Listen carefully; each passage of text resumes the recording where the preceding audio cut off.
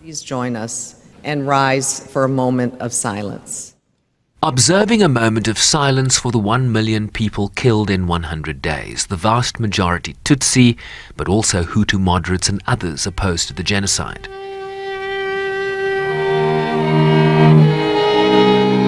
And music by members of the UN Staff Recreation Council Symphony Orchestra in an effort to capture the somber mood. Neighbors turned on neighbors, friends became murderous foes, entire families were wiped out. The carnage was driven by an explicit intent to destroy members of a group simply because of their ethnic identity. These 100 days reflect the worst of humanity. But the aftermath revealed the best of human spirit, resilience, reconciliation, courage, and strength. The survivors' stories stand as a testament to the power of hope and forgiveness. To the rancid roots of all genocides, hatred that leads to mass violence and death, precipitated by the weapon of words.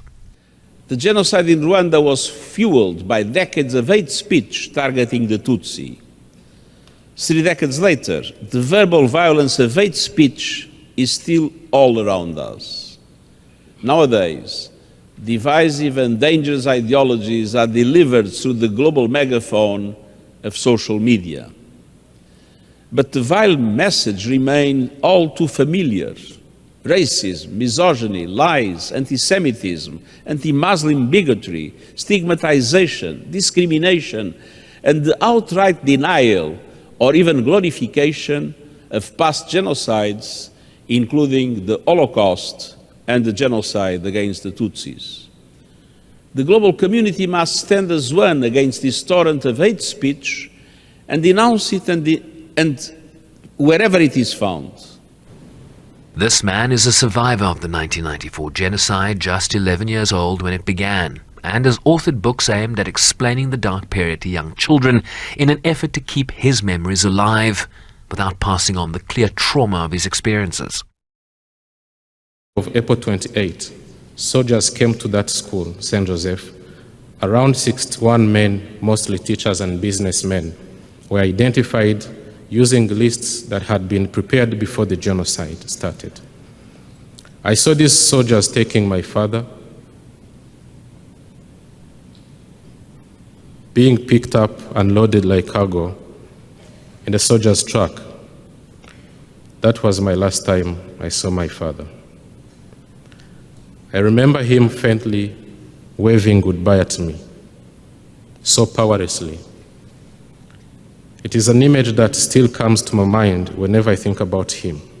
The only one man survived among the 61 who were taken that morning. After that morning, and in the many days that followed, so much happened, and so many Tutsi were killed. For nearly 2 months, I saw, I felt, I heard, and I smelled death. By God's grace, I survived. Later, he has yet to find the remains of his late father in an effort to bury him with dignity, but told this audience that memories can be powerful in affirming meaning in life. Rwandans still face these challenges. For some, revisiting the past revives the feeling of debilitating fear, loss, physical and emotional trauma.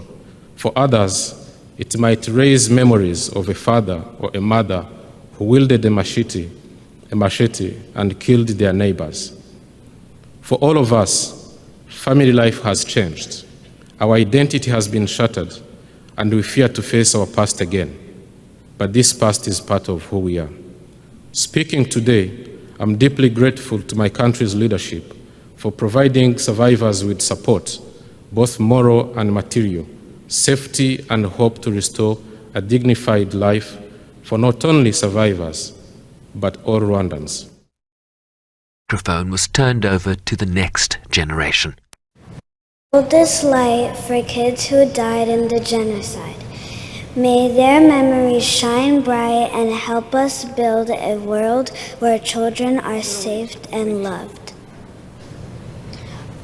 I hold this light for families that were separated.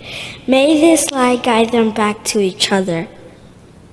I hold this light for the survivors. May this light strengthen and illuminate their journey to healing.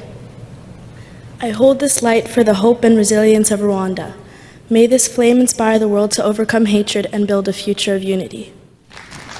A message to UN member states, needed today more than ever, in a world that continues to be divided by hate and its inhumane consequences. Sherwin, Bryce-Pease, SABC News, New York.